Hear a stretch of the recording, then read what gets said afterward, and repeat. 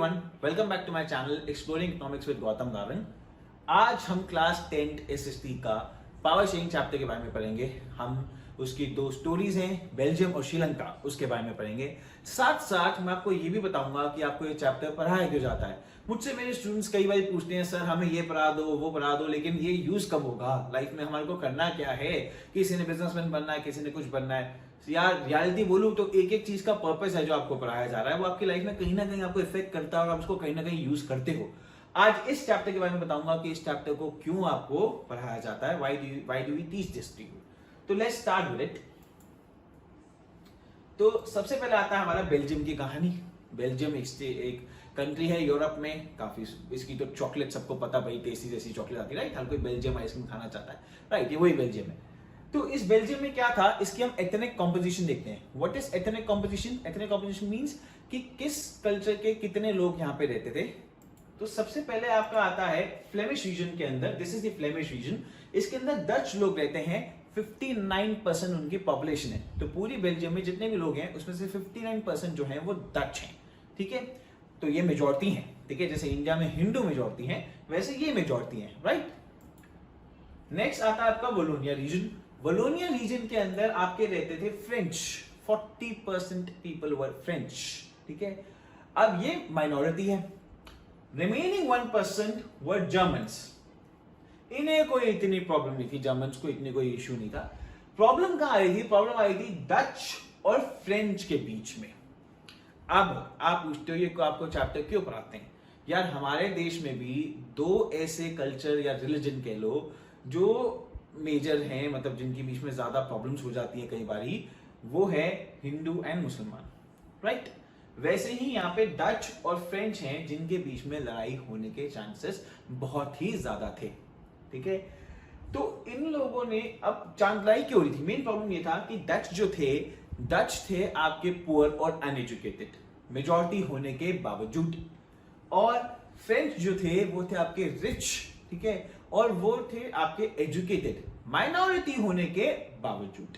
तो इनके बीच में सिविल वॉर होने के चांसेस बहुत ही ज्यादा हो गए थे, ठीक है। तो क्या इन्होंने सिविल वॉर किया या नहीं, ये हम आगे देखेंगे। अभी ये तो पूरी कंट्री का था कि पूरी कंट्री में 59% डच हैं और 40% फ्रेंच हैं।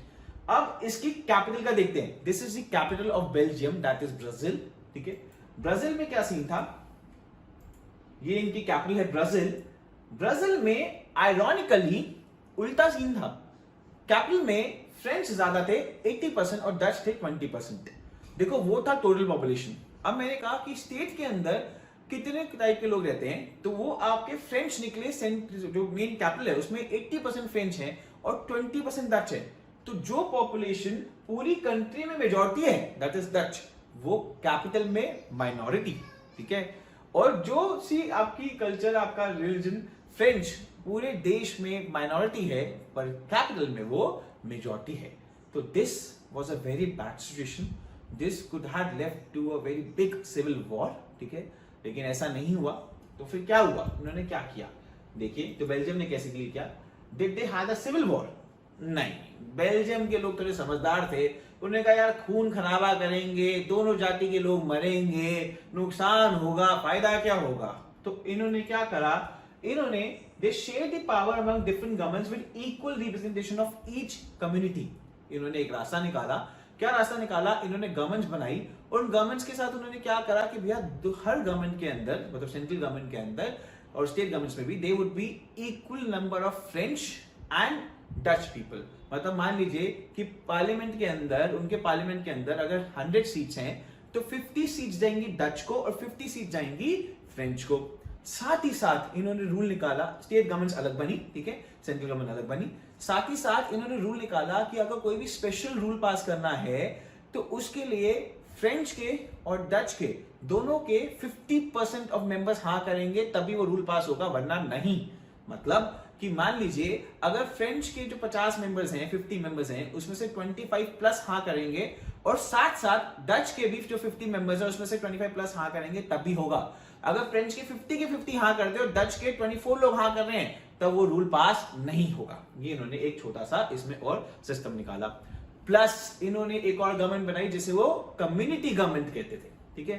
कम्युनिटी गवर्नमेंट मींस जो अपने ही कल्चर के, अपनी एजुकेशन के, अपने रिलीजन को देखेगी कि उनके लिए रूल्स वो बनाएगी, ठीक है।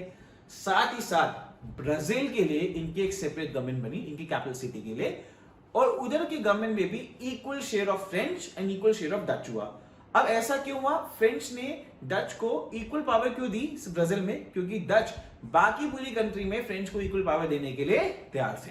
तो ये थोड़ा कॉम्प्लिकेटेड सा है सिस्टम, उनके खुद के लिए भी है, लेकिन वो अब तक सबसे सक्सेसफुल रहा। ये इतना सक्सेसफुल रहा कि it worked out so well that when European Union was formed, Brazil was chosen as its headquarters. ये इतना बढ़िया रहा कि जब यूरोपियन यूनियन बना, यूरोप एक साथ जुड़ा, तो उसका जो हेडक्वार्टर्स बना गया वो कहां बना गया? ब्राजील में। तो देखिए, दो जाति जो लड़ती, खून खराबा करती, तो दोनों ही पीछे हो जाते, और अब खून खराबा नहीं कर रहा, एक साथ मिले, अपने एडजस्टमेंट्स करी, तो आज भाई साहब यूरोपियन यूनियन के हेडक्वार्टर्स बन गए। तो बहुत ही बढ़िया रहा ना। तो इसका मतलब दो रिलीजन्स अगर अलग अलग हैं तो फाइट करें या ना करें। ना करेगा तो जवाब आपको दे दिया कि भैया नहीं करोगे तो क्या फायदा होगा। अब अगर करते हो, दोनों रिलीजन्स आपस में लड़ते हैं, तो क्या होगा? इसके लिए हम एग्जांपल लेंगे श्रीलंका का। देखिए, अब हम बात करेंगे श्रीलंका की एथनिक कॉम्पोजिशन के बारे में। श्रीलंका की एथनिक कॉम्पोजिशन में 74% people are Sinhalas. Sinhalas Buddhist धर्म को मानते हैं, majority of them, not all of them, majority of them follow Buddhism, ठीक है। तो 74% श्रीलंका में है सिन्हालास, और दूसरी जाति है वहां पे Tamils, that is 18% are Tamils. अब तमिल्स के साथ प्रॉब्लम क्या है कि तमिल भी दो टाइप के हैं वहां पे, एक है नेटिव तमिल्स और एक है इंडियन तमिल्स। नेटिव तमिल्स का मतलब जो वहीं पैदा हुए थे, जिनके फोर फादर्स वहीं पे थे, शुरू से वहीं के हैं, तो वो आपके नेटिव तमिल्स। दूसरे हैं इंडियन तमिल्स। इंडियन तमिल्स क्या है? एक्चुअली श्रीलंका सिर्फ कुछ किलोमीटर दूर है हमारे तमिलनाडु की कोस्ट से। तो हुआ क्या, जब ब्रिटिशर्स यहाँ पे राज कर रहे थे, तो यहाँ से लेबर्स लेके गए टू श्रीलंका, ठीक है, फोर्स लेबर लेके गए। अब जब लेबर वहां गई और जब ब्रिटिशर्स ने इनको आजाद कर दिया, हमें भी आजाद कर दिया, तो वो लेबर वहीं सेटल हो गई, वो वापस ही नहीं आई।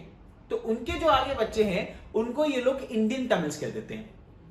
तमिल्स में जो तमिल्स लोग हैं वो हिंदू या फिर मुस्लिम रिलीजन फॉलो करते हैं, सिन्हालास बुद्धिज्म फॉलो करते हैं।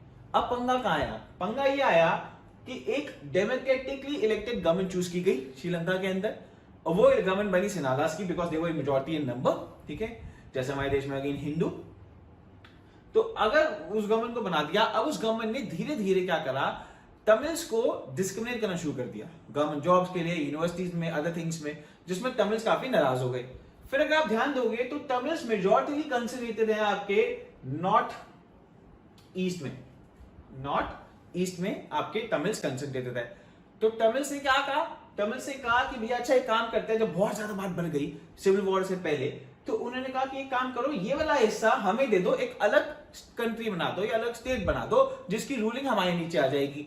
बट सिन्हालास उस चीज के लिए भी एग्री नहीं हुए। तो बात इतनी बढ़ गई that they went for civil war. देखिए, तो श्रीलंका ने कैसे हैंडल किया? Did they have a civil war? Yes, democratically elected government started discriminating against the minorities. भैया डेमोक्रेटिक गवर्नमेंट थी, उसने डिस्क्रिमिनेट करना शुरू कर दिया, उनको गलत तरीके से ट्रीट करा, उनके रिलीजन को मना करना शुरू कर दिया, उनकी लैंग्वेज को डिस्कार्ड कर दिया। उन्हें कहा कि भैया आप लोगों को जॉब्स वगैरह सब में प्रॉब्लम होगी, तो वो सब चीजें होने लग गई, जिससे क्या हुआ? Thousands of people from both the communities died, causing a setback to social, culture and economic life. दोनों जातियों के हजारों लोग मरे, जिससे क्या हो गया? आपका सोशल, इकोनॉमिकल और कल्चरल सब कुछ का नुकसान हुआ। आप सबने इकोनॉमिक्स में ये पढ़ा हुआ है, इको में 10th के अंदर ही, कि श्रीलंका हमसे ह्यूमन डेवलपमेंट इंडेक्स में कहीं आगे है, हमसे कहीं बेहतर है वो ह्यूमन डेवलपमेंट इंडेक्स में, मतलब हमसे बेहतर लाइफ है एक श्रीलंकन की अगर वहां जाओ तो। लेकिन this civil war has caused them a very big drawback, a setback. अगर ये नहीं होता, ये सिविल वॉर ना होता, तो श्रीलंका आज कहीं आगे होती। तो हमने आपको दो कहानियां सुनाई। एक हमने आपको सुनाई किसकी? बेल्जियम की, जहां उन्होंने कॉम्प्रोमाइज किया, प्यार से रहे, और आज वो एक हैप्पी कंट्री है और काफी सक्सेसफुल है। उसकी चॉकलेट तो वर्ल्ड वाइड फेमस है यार, मुझे भी बहुत टेस्टी लगती है। बट दूसरी कहानी मैंने आपको सुनाई श्रीलंका की, एक बहुत सुंदर देश है, और लेकिन वहां पे कॉम्प्रोमाइज करने की जगह थे बहुत फाइटेड, दोनों का बहुत नुकसान हुआ, और अल्टीमेटली क्या हुआ? अब जाके कुछ साल पहले जहां पे सिविल वॉर खत्म हो गई, नाउ देयर इज पीस, ठीक है। तो अल्टीमेटली अभी भी तमिल्स तो है ही ना वहां, तो फायदा क्या हुआ? तो आपको ये चैप्टर क्यों पढ़ाया जाता है? आपको ये चैप्टर इसलिए पढ़ाया जाता है क्योंकि India is a country of various cultures and religions and caste, तो हमें भी ये समझाने की कोशिश करते हैं भैया इस चैप्टर से कि वॉर और वायलेंस रास्ता नहीं है, that should be the last option. मैं ये नहीं कह रहा कि आपको कोई मारने आ रहा है तो आप मत मारो, नहीं यार, बिल्कुल मारो, अगर आपको मारने आ रहा है अपनी सेफ्टी तो करनी है, बट पहले मत मारो and do not take violence as the step. Step क्या होना चाहिए, प्यार से एक साथ मिलके रहें और हम भी डेवलपमेंट की तरफ ज्यादा बढ़ेंगे। तो that is why we teach you this chapter. I hope आपको वीडियो अच्छी लगी हो। अगर अच्छी लगी हो तो please subscribe to my channel, share it, अपने फ्रेंड्स को दो, 10th क्लास के स्टूडेंट्स को दो। The next video will be on the letter of editor. मैं आपको सिखाऊंगा कि लेटर ऑफ एडिटर कैसे लिखते हैं। बाय, सी या, टेक केयर।